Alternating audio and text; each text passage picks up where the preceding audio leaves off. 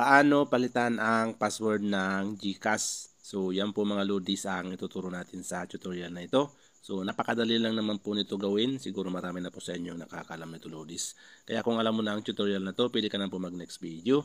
So para po dun sa mga hindi pa nakakalam kung paano po magpalit ng password or impin po ng ating mga GCash.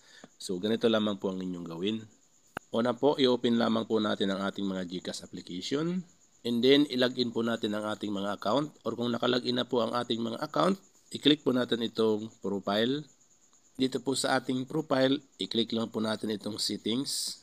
Mapupunta po tayo dito sa settings. So, dito po sa settings, dito po tayo pupunta sa change impin. I-click po natin yan.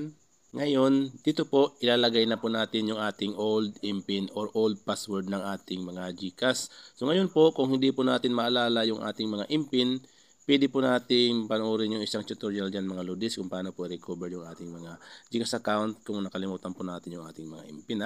Ito para po sa mga na-open pa ang GCash through biometric, ganun. So hindi na po kailangan ng impin. So or kung magpalit lang po tayo ng ating mga password or impin. So ilagay po natin dito yung ating old impin or old password.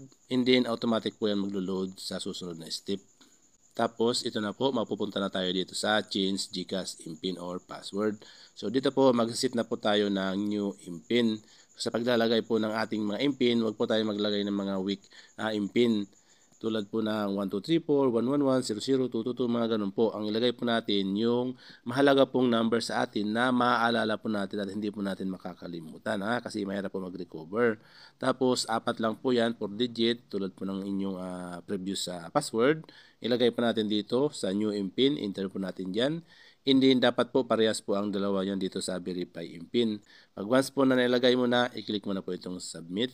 And then, ganito na po ang lalabas, change GCash impin successful. Pag ganyan na po mga lodis, so okay na po yan. I-click lang natin itong okay. Ngayon, malalag out po yan. And then, kailangan na po natin i-login gamit po yung ating ginawang new password or impin po. Okay?